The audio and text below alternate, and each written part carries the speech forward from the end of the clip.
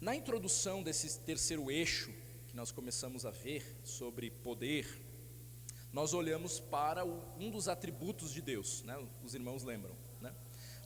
Ele é onipotente, e isso significa dizer que o Senhor Deus, o nosso Deus, Ele é o Todo-Poderoso, né? Por tabela, isso já deve nos trazer tranquilidade quando a gente olha para o nosso país, quando a gente olha para a situação de guerra que está no mundo, né? O nosso Deus é esse Deus poderoso. E a partir disso, então, Deus, dentro do seu plano soberano, ou seja, Ele tem o controle de todas as coisas, né? A partir disso, o Senhor cria o homem, e nós vimos, né, nessa recapitulação, cria o homem à sua imagem e semelhança. E a implicação dessa verdade são aqueles mandatos culturais que nós vimos, onde a gente poderia dizer que está acontecendo ali um delegar da autoridade do próprio Deus. E aí, nesse sentido, nós nos tornamos representantes de Deus. Com isso, a gente também chegou à conclusão que poder não é em si, por si só, algo ruim ou pecaminoso, porque o próprio Deus é o Deus Todo-Poderoso e que nos criou para ter, para exercer essa autoridade debaixo da sua soberania, né? Então, o homem deve dominar a terra, cuidar da terra, encher a terra. Nós vimos isso. Da mesma forma como a gente viu que dinheiro e sexo também não são por si só coisas ruins ou negativas. Então, dentro desses eixos, nós fomos convidados a pensar sobre o que Deus tem a nos dizer a respeito desses assuntos. Então, cada uma dessas esferas serve aos propósitos de Deus, e o seu nome é glorificado em cada uma delas à medida em que o homem age conforme a vontade de Deus estabelecida na palavra.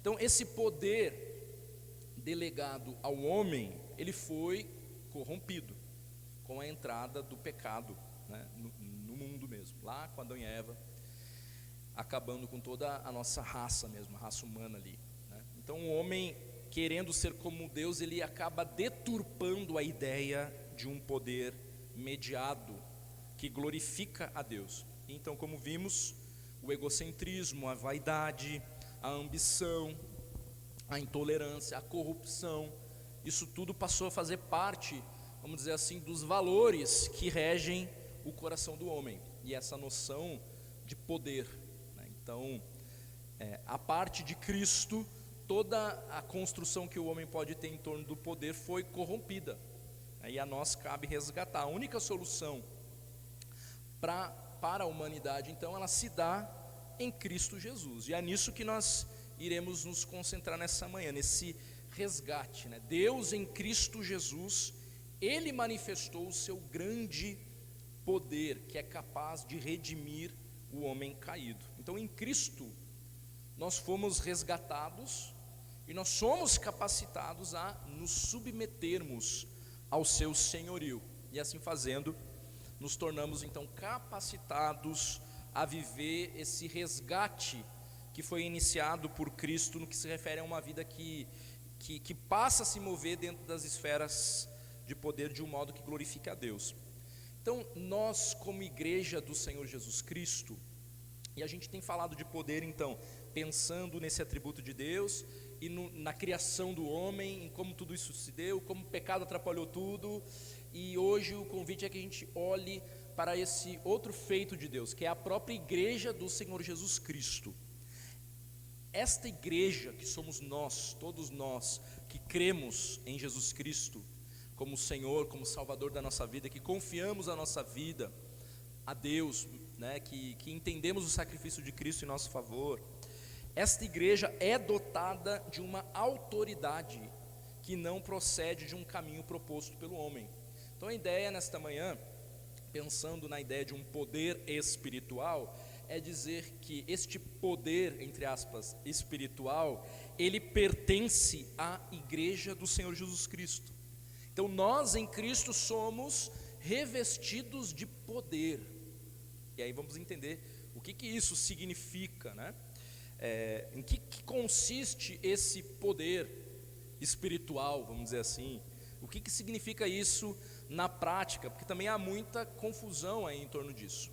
Há uma teologia sistemática que até nós podemos indicar, embora não signifique que eu concorde com tudo que está escrito lá, em todas as áreas, né? Porque teologias sistemáticas, elas são vastas, são amplas, né? Mas há uma do Gruden, ele propõe uma definição sobre o poder da igreja, né? Teologia sistemática, assim, o camarada pegou cada área e foi organizando o pensamento sobre tudo que a Bíblia fala em torno daquele assunto. Então, Jesus Cristo, tudo que a Bíblia fala sobre Jesus, aí ele sistematizou. Aí agora, pecado, tudo que a Bíblia fala sobre pecado, né? Então as teologias sistemáticas pegam temas e se organizam nesses temas, né? A do Gruden é uma boa, né? Embora não signifique que eu concorde com todos os posicionamentos teológicos dele. Uma outra teologia sistemática interessante é a do Franklin Ferreira. Ela também, só que são dessa grossura aqui esses livros que pegam os temas. A do Franklin Ferreira tem uma pegada mais apologética, né? Então ele vai fazendo uma comparação com outras religiões, com outros pensamentos, e pega tudo que a Bíblia diz. Então vale a pena investir nesses livros de sistemática.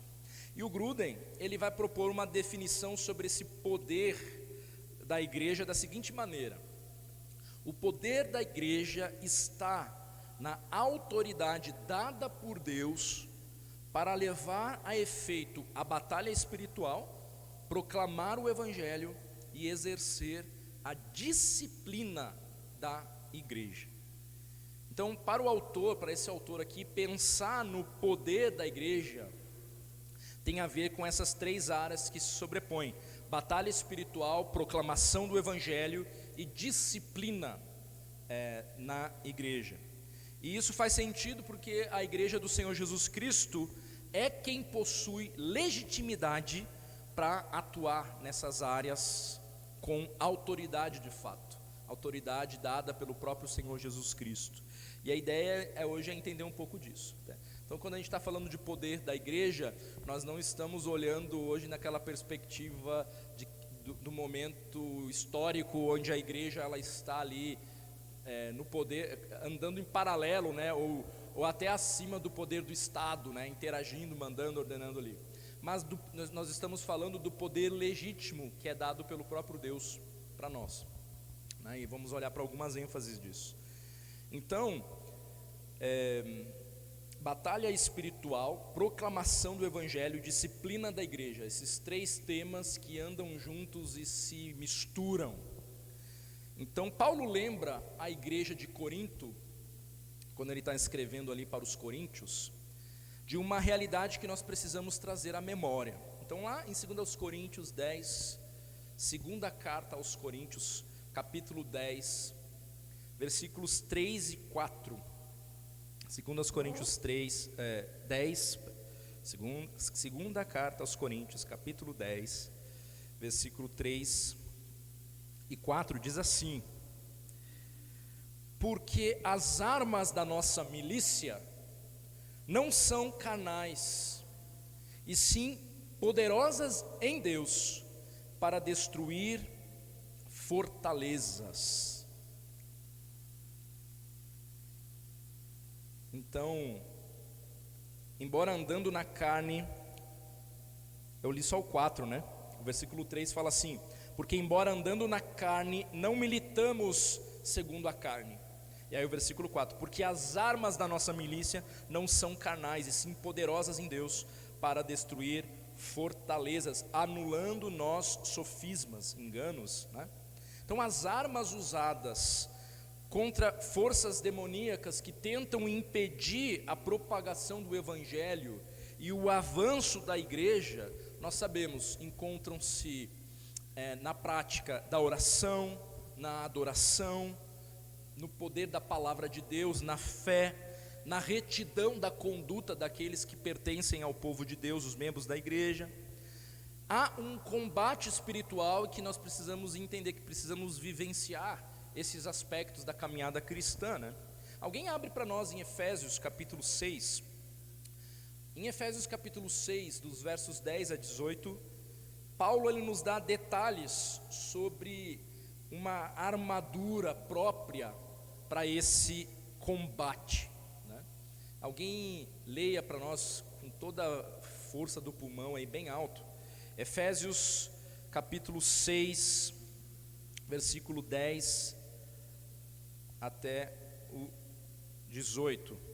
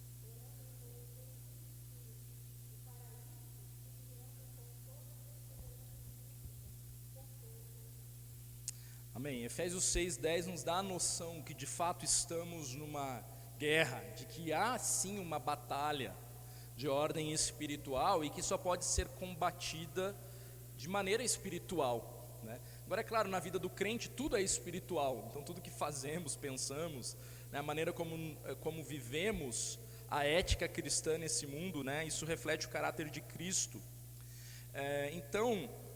A ideia nessa manhã é a gente refletir um pouco sobre este poder que foi dado a Deus, por Deus, exclusivamente à igreja do Senhor Jesus Cristo.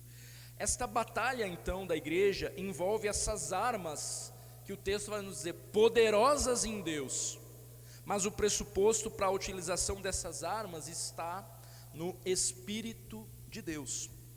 Como que esse poder então que a igreja possui, né, que veio do alto, que vem de Deus, ele nos foi dado, né, na prática, né? Aí o Espírito Santo de Deus, o próprio Deus, ele age em nós e através de nós, né? Então o próprio Senhor Jesus Cristo, quando ele foi batizado, o Espírito Santo desceu sobre ele. Os apóstolos, eles também foram dotados do poder do Espírito Santo antes deles assumirem ali a responsabilidade junto à igreja do Senhor Jesus Cristo, naquele princípio, né, de formação da igreja lá nos seus primórdios. O Espírito Santo de Deus vem sobre os apóstolos, e o Senhor Jesus, ele nos deu a promessa de que ele daria outro Consolador, igual a ele, em essência e poder, para habitar nos que viessem a crer no seu nome.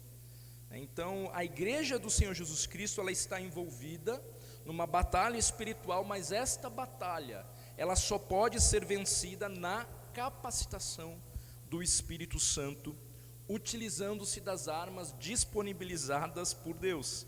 Então é nesse sentido que a igreja torna-se portadora de um poder que nenhuma outra instituição pode ter. Deus nos dá o seu Espírito Santo, Deus nos dá a sua palavra, e isso é que nos torna distintos de qualquer outra instituição. E talvez pensar em poder e pensar nesta realidade é importante para que a gente assuma uma postura condizente com a nossa identidade.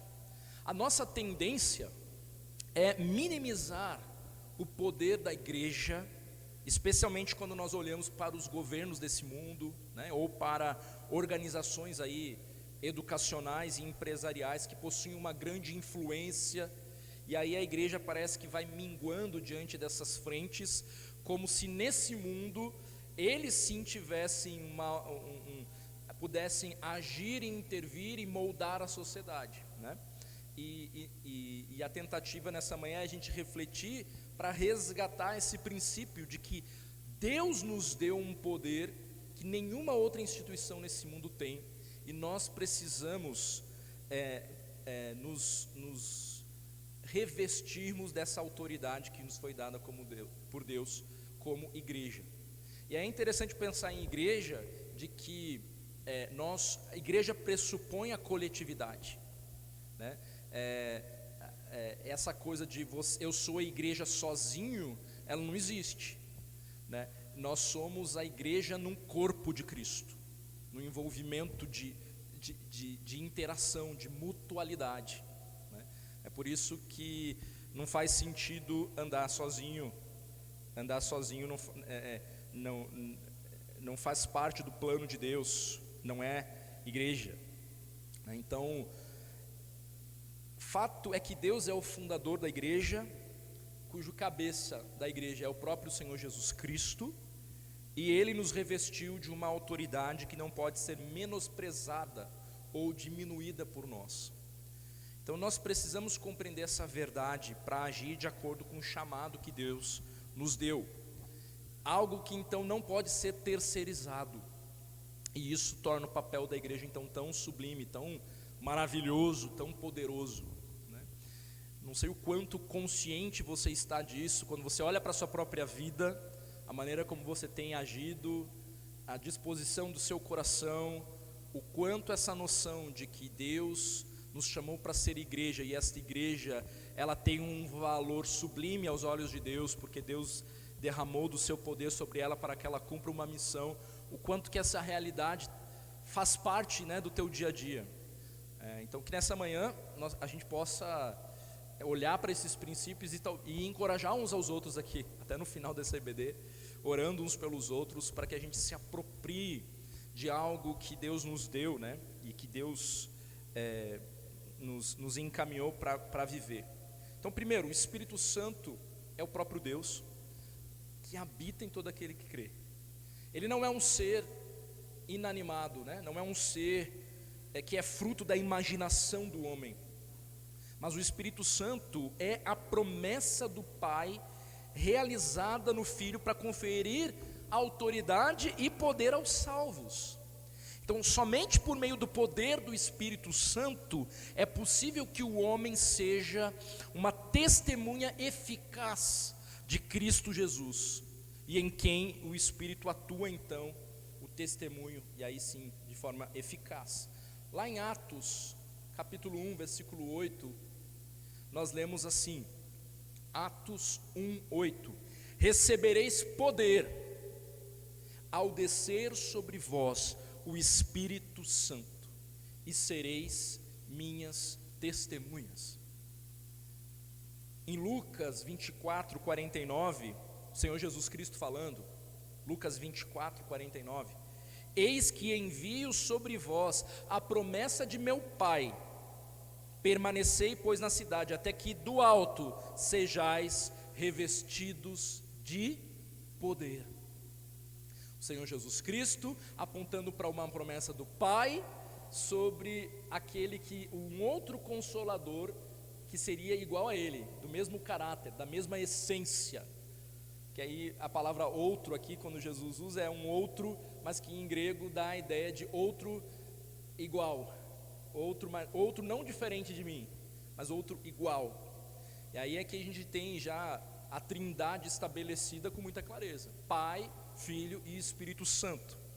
Então, ser revestido de poder, desse poder espiritual, só é possível por meio da ação do Espírito Santo. E o Espírito Santo só habita nos que creem em Cristo Jesus. Isto ocorre no exato momento da conversão, quando alguém se arrepende dos seus pecados, entende que é pecador e reconhece a obra de Cristo na cruz, e de que nós só podemos nos achegar a Deus mediante o que Cristo fez na cruz. Ele é o nosso intercessor, Ele é o nosso intermediário.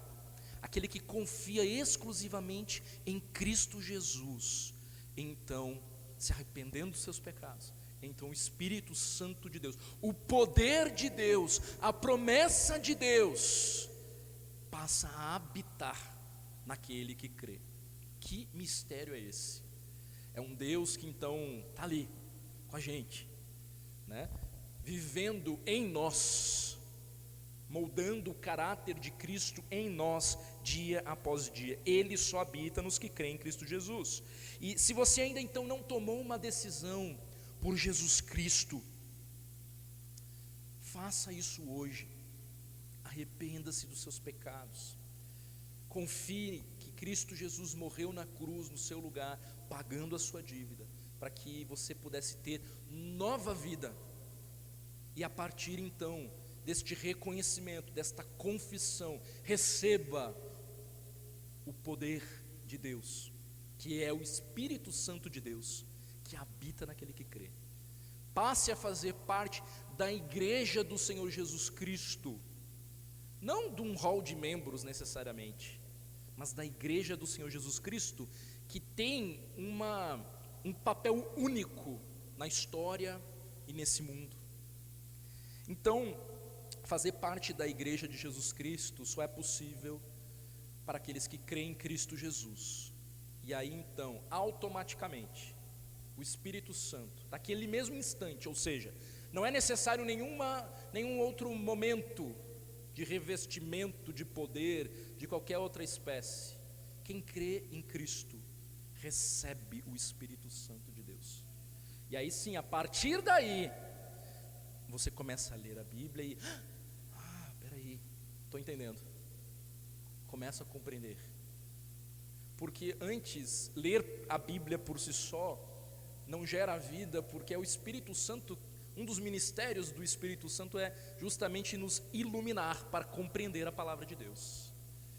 E é isso, não tem como compreender as coisas espirituais e se mover nessa esfera de poder que Deus concede à igreja apenas com a sua intelectualidade, na tua própria força, no teu muito fazer. É uma obra sobrenatural de Deus, que sim, requer fé, uma fé que o próprio Deus opera em nós. Então, se você ainda não tomou uma decisão por Cristo, faça isso hoje. Receba a salvação que o Senhor Jesus tem disponível para todo aquele que crê, mas não só isso, tenha a honra de fazer parte da igreja do Senhor Jesus Cristo, que recebe uma autoridade que nenhuma outra instituição nesse mundo tem. Então, se você já pertence a Ele, peça que o Espírito o capacite, a fim de que outros creiam em Jesus por meio do seu testemunho. Porque a grande batalha espiritual que eu e você somos convocados a vivenciar diz respeito ao plano de Deus, diz respeito à proclamação do Evangelho. Não é à toa que esse mundo odeia a palavra de Deus. Não é à toa que este mundo odeia os princípios estabelecidos por Deus em torno da família, em torno do que Deus estabelece na sua palavra, da sexualidade saudável e bíblica.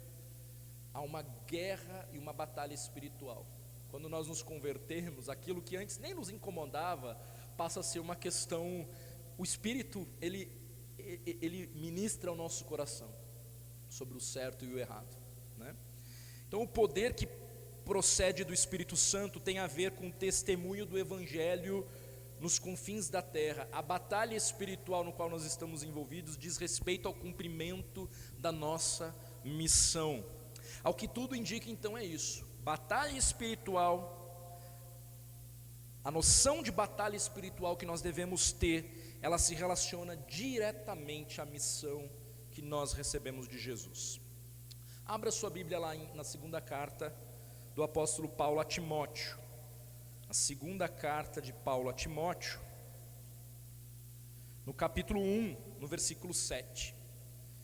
2 Timóteo 1,7. Nós lemos assim: porque Deus não nos tem dado espírito de covardia, mas de poder, de amor e de moderação. Em Cristo, o nosso espírito, o nosso ser, ele é impulsionado pela capacitação do Espírito Santo a agir com coragem, com poder, com amor e com moderação. E Paulo ele argumenta aqui com Timóteo que Timóteo não deveria se envergonhar do evangelho e nem do fato de Paulo estar preso, porque Paulo está preso porque prega esse evangelho.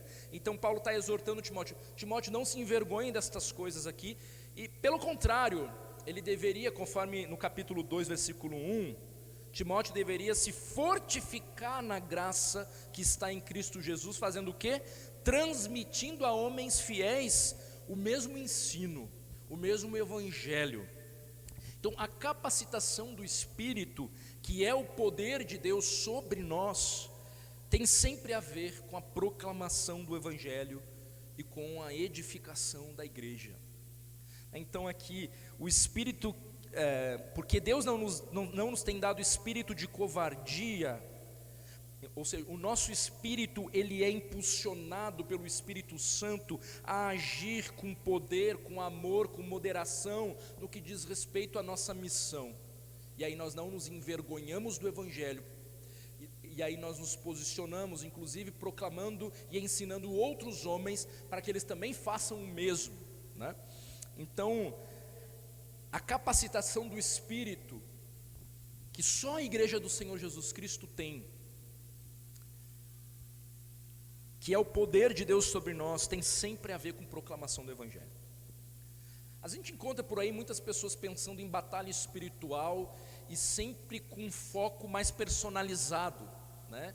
Um foco meio no eu, né? Então sentindo calafrios e angústias e medos, não que não haja um ataque das trevas em relação à nossa mente e à nossa conduta, mas eu diria que esse ataque é sempre tentando minar a nossa identidade e consequentemente a nossa missão. No fim das contas é um ataque contra Cristo, né?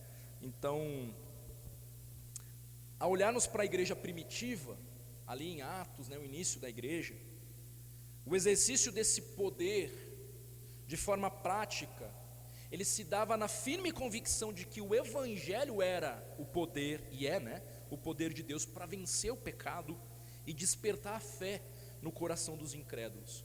Então o Espírito Santo é o poder de Deus que reveste os que creem, e depois a própria mensagem, o próprio evangelho, a obra de Cristo Jesus na cruz é o poder de Deus. Lá em Romanos 1,16 nós lemos Paulo falando ainda, né? Pois não me envergonho do evangelho. Por quê? Porque é o poder de Deus para a salvação de todo aquele que crê, primeiro do judeu e também do grego. Em Romanos 10,17 nós lemos assim: a fé vem pela pregação, e a pregação pela palavra de Cristo. Tiago 1,18: pois segundo o seu querer, ele nos gerou pela palavra da verdade, para que fôssemos como que primícias das suas criaturas. Na primeira carta de Pedro 2,23: pois fostes regenerados, não de semente corruptível, mas de incorruptível, mediante a palavra de Deus, a qual vive e é permanente. Então o Espírito Santo, ele usa a palavra de Deus. Esse é o verdadeiro poder espiritual que procede de Deus, né? E que nós somos munidos de ambos, revestidos do poder que veio do alto, que o Senhor Jesus enviou, o Espírito Santo, que habita em todo aquele que crê, que nos dá lucidez e entendimento sobre as Escrituras, né, que aponta para Cristo Jesus, aponta para a obra de Cristo na cruz, aponta para o Evangelho, que é o quê? O poder de Deus para salvar o homem. Esse é o verdadeiro poder espiritual que procede de Deus. Esse é o poder que nós recebemos de Deus, e nós precisamos nos crer que isso é suficiente para a missão que Deus nos deu como igreja nesse mundo. Para a gente não perder o foco sobre qual que é a missão da igreja neste mundo. Nós não somos uma ONG, nós não temos a missão de acabar com a fome do mundo ou coisa do tipo. Embora isso não signifique que a gente não possa estender a mão ao necessitado, mas a nossa missão primordial, a nossa grande batalha, diz respeito a questões espirituais, está relacionada à missão que nós recebemos de Deus. Na igreja primitiva, com os apóstolos, nós vemos Deus operando maravilhas. É claro que Deus, ele vai ao longo da história se manifestando de uma maneira diversificada, né? Ele abre o Mar Vermelho, abre o Jordão. Nunca mais aconteceu isso na história, né? Depois com Pedro, com Paulo, né? A gente olha ali grandes maravilhas que Deus fez através desses homens. A sombra de Pedro, do apóstolo Pedro, que acabava curando as pessoas. Os lenços de Paulo, que também acabava cumprindo com esse mesmo propósito. Hoje nós não vemos isso, embora haja a tentativa deturpada de se imitar um grande feito de Deus do passado, para que se tenha uma autoridade apostólica num tempo que já passou. Não existe mais apóstolos, né? Embora existem pessoas que se autoproclamam apóstolos, mas essa ideia não existe mais, né? Deus já passou no tempo e espaço essa ideia. Mas, ou seja, Deus, ele vai se movendo na história e se revelando a nós de uma maneira diversificada. Ele não deixou de ser o mesmo Deus, poderoso, capaz de fazer de grandes feitos, mas a maneira como ele se revela, ela é diferente, ela acaba sendo diferente. Mas aqui na igreja primitiva, nós vemos Deus operando maravilhas por meio dos apóstolos, e eles fazem o que fazem, capacitados pelo poder de Deus, é claro. Mas note que o propósito também é sempre a exaltação de Deus e a proclamação do Evangelho. Vou dar 2 exemplos. Lá em Atos, abra em Atos capítulo 13. Em Atos capítulo 13, nós temos um exemplo de Deus usando um apóstolo no tempo oportuno. Paulo vai escrever a Bíblia. Também essas maravilhas por meio destes homens tem a ver com isso, Deus dando respaldo para estes homens, porque eles estão prestes a escrever a própria Bíblia, né? E então Deus quer deixar claro para todos: eu sou com este homem, da mesma forma como fez lá com Moisés, né? Eu estou com este homem. E aí, Moisés, se esse povo está contra ti, lembra todo mundo, eles não estão contra você, eles estão contra mim. Você é o meu representante nessa história toda, né? E em Atos 13, 8, 12, nós lemos assim: tinha um mágico ali, né, que se opunha, procurando afastar da fé o procônsul, versículo 8, né? Então um homem ali, intencionalmente, com todas as forças, tentando fazer o quê? Afastar da fé um outro homem, deliberadamente. Todavia Saulo, também chamado Paulo, e aqui Saulo e Paulo é só uma questão de idioma, viu? Então é isso. Paulo não teve o seu nome modificado quando se converteu ou coisa do tipo. Então, todavia Saulo, também chamado Paulo, cheio do Espírito Santo, olha, revestido do poder do alto, né? Do poder daqueles que creem em Cristo Jesus, fixando nele os homens, disse: ó filho do diabo, cheio de todo engano e de toda malícia, inimigo de toda justiça, não cessarás de perverter os retos caminhos do Senhor? Pois agora, eis aí está sobre ti a mão do Senhor, e ficarás cego, não vendo o sol por algum tempo. No mesmo instante, caiu sobre ele névoa e escuridade, e andando à roda, procurava quem o guiasse pela mão. Então o procônsul, vendo o que sucedera, creu, maravilhado com a doutrina do Senhor. Deus opera uma maravilha, por meio de Paulo, através de Paulo, e isso está intimamente ligado à missão da proclamação do Evangelho, que é a missão da igreja, que é o poder de Deus. Paulo faz isso também guiado pelo Espírito Santo. Então a munição de Deus, né, o próprio Deus, a munição de Deus a serviço da missão que Paulo recebeu, que no fim a igreja recebeu. Há um outro episódio lá em Atos 16, com Paulo também, Atos 16, versos 16 e 18, diz assim, Atos 16, 16 a 18: aconteceu que, indo nós para o lugar de oração, nos saiu ao encontro uma jovem possessa de espírito adivinhador, o qual, adivinhando, dava grande lucro aos seus senhores. Seguindo a Paulo e a nós, clamava dizendo: estes homens são servos do Deus Altíssimo e vos anunciam o caminho da salvação. Isto se repetia por muitos dias. Então Paulo, já indignado, voltando-se, disse ao Espírito: em nome de Jesus Cristo eu te mando, retira-te dela. E ele na mesma hora saiu. Então aqui Paulo repreende um espírito maligno dessa jovem adivinhadora, que o incomodava enquanto ele também proclamava o evangelho, enquanto ele cumpria a sua missão. Então esse poder espiritual aqui de derrotar a oposição maligna era visto com frequência na igreja primitiva, com essas maravilhas inclusive acontecendo ali, era visto com frequência, né? Deus está deixando claro que ele estava com Paulo e com os apóstolos, né? Justamente porque esses homens, como eu falei, têm um ministério diferenciado. Eles estão prestes a escrever, e na verdade já estavam até ali escrevendo, né, a própria Bíblia também, né? No mínimo ali Pedro fala sobre os escritos de Paulo em algum momento, dizendo que eles são de difícil entendimento, né? Não sei a que escritos ele estava se referindo, mas de qualquer forma alguma coisa escrita já estava rolando ali de um que outro ali, né? Nós, irmãos, diferente da igreja primitiva, que tinha como Bíblia o Antigo Testamento, certo? Qual é a Bíblia de Jesus?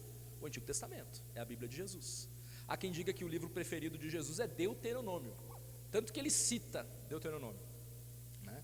Mas nós já temos a palavra de Deus por completo nas nossas mãos, e isso é significativo, e isso tem a ver com o modo de operação de Deus aí, no seu agir. Certamente há uma distinção entre os apóstolos e os primeiros cristãos, mesmo no livro ali de Atos, né? Quanto mais no que diz respeito a nós. Mas de qualquer forma, a autoridade que a igreja do Senhor Jesus possui procede do Espírito Santo, procede da palavra de Deus. E nós devemos entender que esse poder, ele está a serviço da missão que nós recebemos, a de proclamar o evangelho a toda criatura. Essa é a verdadeira batalha espiritual que todos nós estamos envolvidos.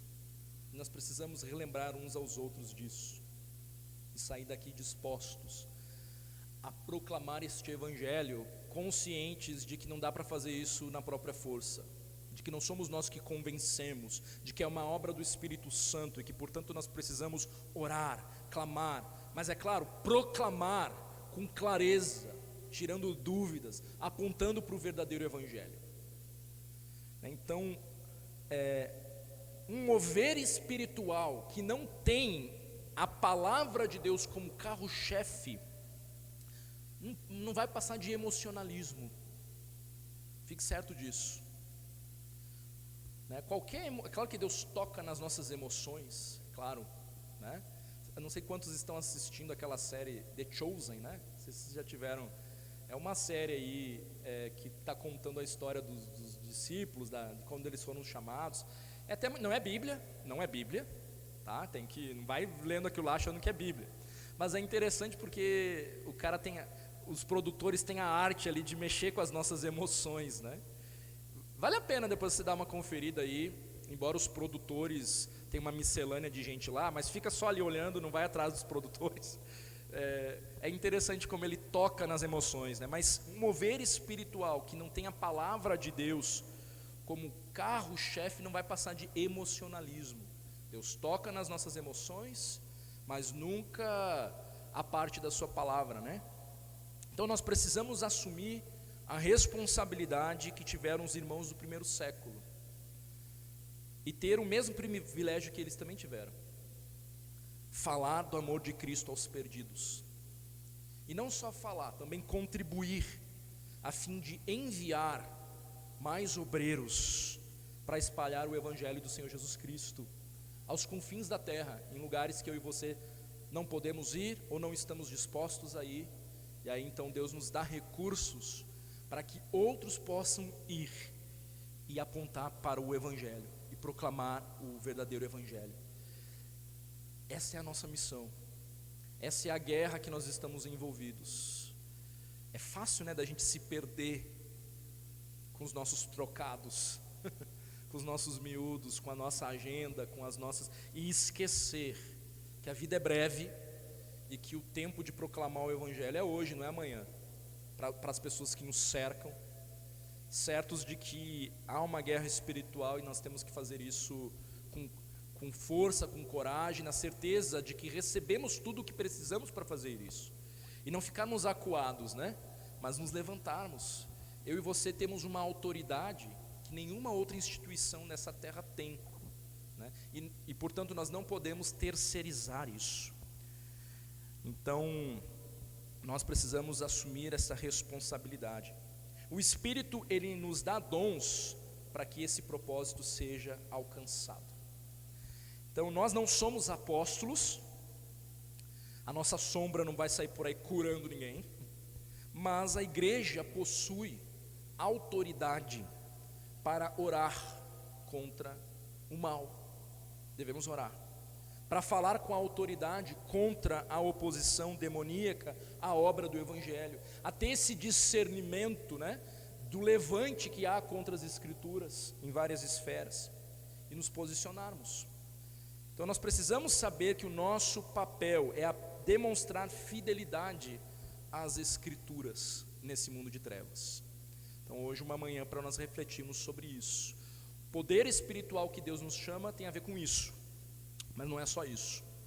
A nossa noção do poder espiritual, ela também deve ser entendida dentro do propósito de preservação da igreja. É claro que é Cristo quem cuida e que preserva. Se não fosse Ele, o que seria de nós? Mas há outro ponto, e aí agora de ordem mais interna, que diz respeito a algo que nós também devemos nos apropriar e entender biblicamente, dentro dessa esfera do poder espiritual, que compete apenas à igreja e ninguém mais pode fazer. E isso tem a ver com preservação da igreja no que se refere à obediência ao Senhor, à obediência à palavra do nosso Deus. E aqui nós entramos num tema, a disciplina eclesiástica. Isso também tem a ver com o poder da igreja, com a autoridade delegada por Deus à igreja do Senhor Jesus Cristo. E eu estou falando para a igreja, porque a disciplina eclesiástica não é coisa de uma pessoa só, não é coisa de um pastor, porque às vezes a gente vai vivendo nessa dinâmica. Disciplina eclesiástica é autoridade dada por Deus à igreja.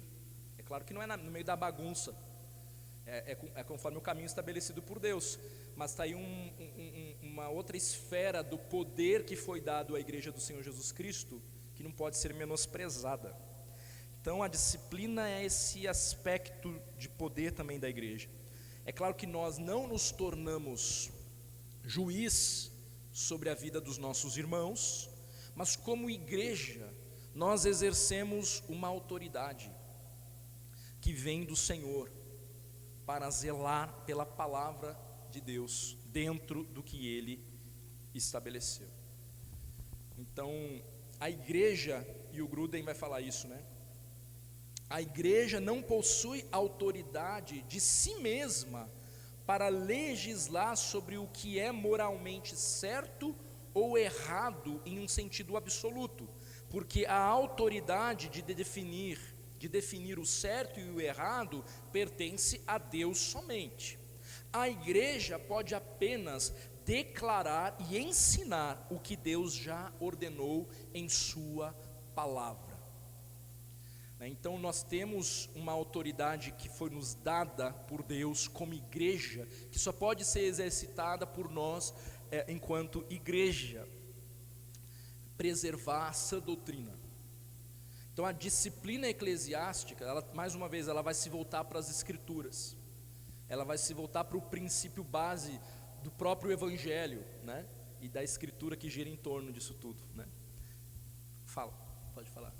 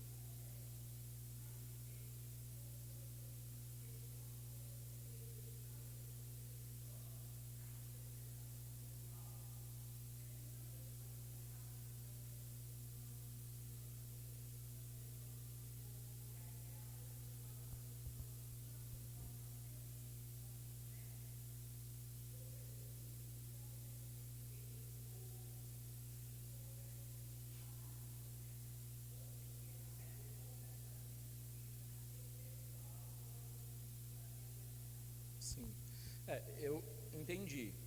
Ok. Graças a Deus que Ele não nos deixou à deriva.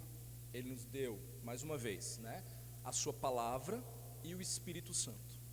É claro que é uma diferença entre posicionamentos teológicos, onde nós conseguimos andar juntos com pensamentos distintos, né, especialmente na escatologia, por exemplo. Uns acreditam que vai ter um reino milenar, outros não acreditam, né? Fato é que Jesus irá voltar. E aí há alguns posicionamentos teológicos que você consegue andar junto, que não são hereges, que tu não vai olhar para o lado e falar assim, isso é uma heresia, não dá para andar contigo. Isso, nós precisamos ter sabedoria de discernir, porque há grandes homens sábios de Deus, com posicionamentos distintos teológicos, né? E que salvos, e isso porque eu vejo que Deus, na sua graça e misericórdia, permitiu que houvesse aí algumas placas, né, alguma distinção, né, de posicionamentos de algumas questões teológicas. Aí nós precisamos realmente depender do Espírito Santo e nos voltarmos para uma boa hermenêutica, né, que vai olhar para as Escrituras e vai crescer no entendimento de que ela é suficiente, de que ela é digna da nossa total confiança, porque na maioria das questões que nos levam até a empregar Mateus 18, num processo de disciplina eclesiásticas, geralmente elas não são de uma ordem teológica, né, que dá para a gente andar junto. Geralmente a disciplina eclesiástica ela vai ser empregada quando a gente for avaliar coisas que têm mais clareza nas Escrituras, né? Coisas que nitidamente é um pecado, né, que não pode ser banalizado, né, por nós, né? Então sim, existem posicionamentos distintos, né? E aí nós carecemos de oração, não há um justo sequer nesse sentido, né? Porque há algumas coisas que às vezes uma liderança espiritual ela vai se posicionar. Olha, sobre este assunto eu entendo isso, à luz das Escrituras. E aí vai ter toda uma base explicando, por causa disso, por causa disso, por causa disso, né? E aí, por exemplo, a ideia de recasamento é isso. Tem pastores com posicionamento A, pastores com posicionamento B. Há pano para manga aí nessa história, nessa discussão, né? Então, e aí cada igreja ela vai ter que discernir, né, que tipo de linha ela vai estar orientada ali, né? Agora é claro, você não pode ter um pastor que entende algo e que ele vai ter que ser só porque o outro tem outro entendimento, ele agora vai ser obrigado a pregar o que se quer ouvir, né? Você não vai poder violentar o pastor nesse tanto, né? E aí acho que dependendo do que for e do posicionamento que for, a igreja vai ter que chegar à conclusão, não é esse pastor que queremos para nós, porque ele pensa A sobre isso e nós achamos que tem que ser B. Amém. No último dia o Senhor dirá, mas não dá para, no que diz respeito à orientação de uma liderança espiritual, querer que ele vá contra os seus próprios princípios de entendimento, né? Mas a nossa maior segurança é nos voltarmos para as Escrituras. A maioria dos assuntos que vão nos conduzir a um processo de disciplina bíblica, geralmente é confrontação em torno do pecado, do que a Bíblia fala com muita clareza, né? Não há muita dúvida sobre algo. Aí o que está em jogo é se sujeitar e se submeter ou não, porque aí nesse momento, na hora do pega para capar, como fala, né? Aí a pessoa começa a relativizar as Escrituras. Não, mas veja bem, não é bem assim, você é muito radical, né? Então, por isso que nós precisamos, enquanto está tudo, entre aspas, nos conformes com a nossa vida, firmar as nossas bases com relação às Escrituras, a suficiência das Escrituras, né? Se isso não estiver muito firme, de que isso aqui é palavra de Deus, de que ninguém mais pode acrescentar nada a isso daqui, de que já foi selado, de que esta é a palavra de ninguém pode acrescentar, se a gente não tiver essas convicções, então o inferno é o limite, né? Porque daí cada um vai fazendo o que bem entender, conforme convém, e conforme a coisa apertar para o teu lado, ele fala, não, mas veja bem, não é bem assim, isso é o teu modo de interpretar. Até na hermenêutica vai ter isso, né? Existem diferentes interpretações, mas eles seguem uma lógica hermenêutica, a maneira como você interpreta a Bíblia. Você não pode olhar um versículo e interpretar de um jeito, seguindo uma lógica, e depois lá no outro lado querer interpretar seguindo uma outra lógica, né? Então, quando você aplica os princípios saudáveis da boa hermenêutica, você vai se deter ao texto, ao contexto do texto, e vai minimizar os riscos de alguém fazer a coisa de qualquer jeito, né? Então, é por isso que eu falei que a igreja por si só, ela não vai legislar de acordo com o seu achismo. Ela vai ter que, as escrituras que dizem o que é e o que não é, né? Então, é importante pensar nesse papel autoritativo da igreja em relação à disciplina, entendendo que a autoridade de exercer disciplina é uma autoridade que deve ser levada a efeito em conformidade com os padrões das escrituras. Então nenhum homem pode, não, agora abre, olha gente, isso daqui, o casamento aí homossexual não era permitido, mas agora eu digo, estou tendo uma outra revelação aqui que é. E aí todo o rebanho fala, é isso mesmo, se o fulano disse, então agora é.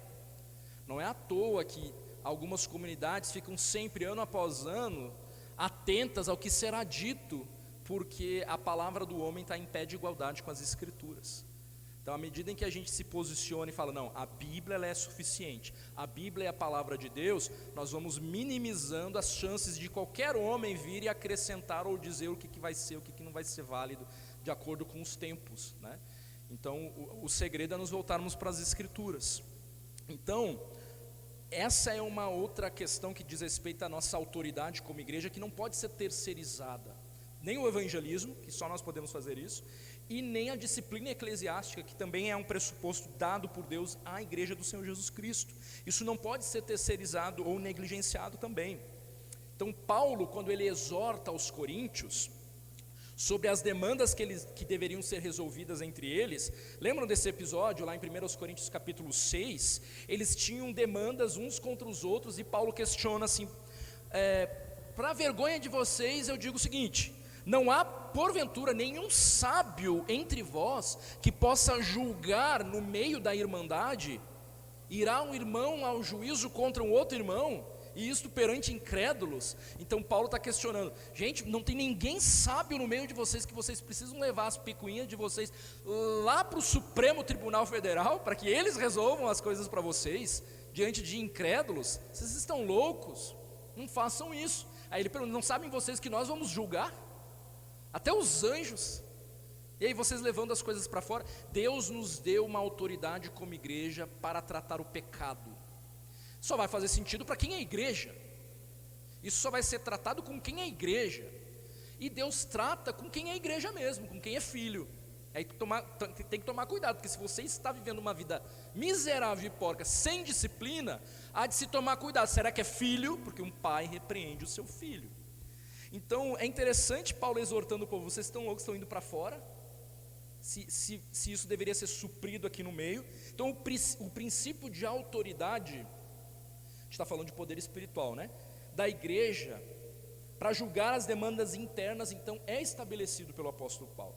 A disciplina eclesiástica é um aspecto do uso do poder da igreja, né, nessa perspectiva que eu estou trazendo aqui, e deve ser vivenciado pela igreja, mas cada vez mais, uma sociedade mimizenta, com gente mimizenta dentro das igrejas, menosprezando a palavra de Deus, menosprezando a exortação bíblica. E eu preciso dizer, a exortação bíblica, a disciplina bíblica, ela claro que vai ser encabeçada por uma liderança espiritual, e que seja bíblica, mas é uma responsabilidade de toda a igreja. Então qual que é o propósito do exercício dessa autoridade pela igreja? Primeiro, o Gruden ele ressalta algumas coisas que eu estou trazendo aqui para vocês. Primeiro, propósito da disciplina eclesiástica, que tem a ver com o poder que foi delegado à igreja do Senhor Jesus Cristo. Restauração e reconciliação do cristão que está se desviando. Esse é o propósito de uma disciplina bíblica. Restauração. Irmãos, o pecado impede a comunhão com outros cristãos e com o próprio Deus. E para que haja reconciliação, o pecado precisa ser tratado. Aí, missão, papel, autoridade dada por Deus à igreja. Então o propósito principal da disciplina eclesiástica é alcançar esse duplo alvo de restauração com Deus e com os irmãos em Cristo. Então o Gruden ele vai falar, de fato, se membros da igreja estivessem ativamente envolvidos, aconselhando em particular, com palavras brandas de admoestação e orando pelo outro, quando no primeiro sinal claro de conduta pecaminosa, algo que contraria as escrituras, é visto, pouquíssima disciplina eclesiástica precisaria ser exercida. Claro, eu diria que na verdade esse já é o processo da disciplina eclesiástica, porque Mateus 18, ele vai nos orientar. Se teu irmão pecou contra ti, vai ter com teu irmão, chama o irmãozinho, vem cá, senta aqui. Olha, vamos lá, a Bíblia diz isso, arrependa-se. Não ouviu? O que Mateus 18, depois leia Mateus 18, vai nos dizer, chama um outro irmão para perto. Fulaninho, nós estamos aqui mais uma vez, eu com fulaninho aqui, porque você precisa se arrepender, porque a Bíblia diz isso sobre esta conduta. Se você é um filho de Deus, você não pode viver de qualquer jeito. A palavra de Deus, que é a nossa regra de fé e prática, está aqui. Você precisa se conformar a isso. Mas eu não gostei, não me ama, não tem amor. É isso que acontece comigo e com você, porque ninguém gosta de ser confrontado. Nós não gostamos de ser confrontados à luz das Escrituras. Quando somos confrontados, é o outro que não presta.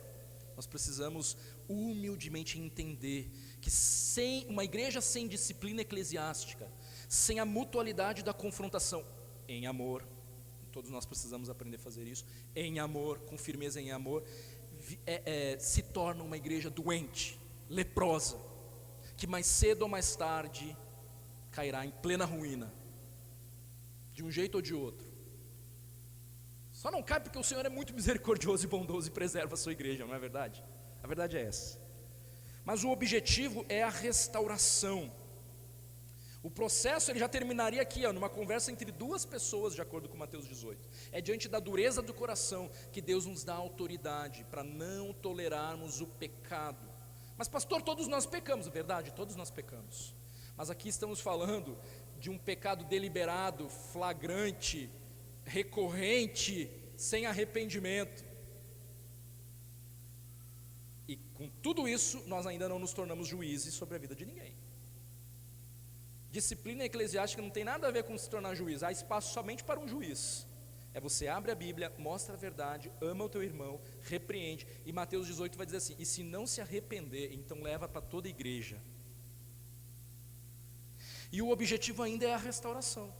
Paulo ainda falou lá, que agora eu não lembro o nome dos dois, que ele pega e fala assim, e entreguei para Satanás, para ver se sofrendo, o cara cai em si e se arrepende dos seus pecados. Então, com tal que se dizendo irmão, está aí com uma língua mais afiada que sei lá o quê, nem sequer sente com esse fulano para comer. Então, o pressuposto da disciplina, ele precisa ser vivenciado por nós. Nós às vezes queremos reconquistar o irmão que andou todos os estágios de endurecimento de coração, não querendo se submeter à Bíblia. A gente quer ganhar esse irmão fazendo um churrascão. Vamos fazer um churrascão, quem sabe ele retorna para Cristo. Biblicamente, nós deveríamos, cada vez que nos encontrarmos com este irmão, em amor, chamá-lo à sobriedade. E aí, meu irmão, tudo bem? Temos orado por você. Nós nos reencontramos aqui nesse momento. Quando você vai retornar para os caminhos do Senhor Jesus Cristo? Quando você irá se arrepender? Assim deveria ser o nosso encontro com aqueles irmãos, estou chamando de irmãos, que viveram esse momento de Mateus 18 a ponto de até ser retirado do convívio da igreja. E não um churrascão como se nada tivesse acontecido. Por que não? Porque Deus não nos dá esse direito. Deus nos orienta como tem que ser o procedimento. E às vezes então é melhor assim, eu acho que eu nem vou falar com essa pessoa, porque se eu tiver que falar, eu vou ter que falar. Quando você vai se arrepender? Mas aí em cada vez que encontrar, deveria. O outro objetivo, e eu estou terminando aqui, o objetivo é restauração e reconciliação com os irmãos, com Deus. Mas quer ocorra a restauração ou não, a igreja ela é ordenada a exercer disciplina. Isso tem a ver com o poder espiritual que Deus nos deu. Por quê? Porque tem outros dois propósitos em vista. impedir que o pecado se espalhe atingindo outros, impedir que o pecado se espalhe atingindo outros. Lá em Hebreus 12:15, se o conflito entre pessoas não for resolvido, alguém abre para nós, Hebreus 12:15, se os conflitos entre pessoas não for resolvido, os efeitos podem espalhar-se, atingindo muitas outras pessoas. Isso é algo muito comum em muitos casos de divisão da igreja. Quem achou Hebreus 12:15, lê para nós. Hebreus 12:15.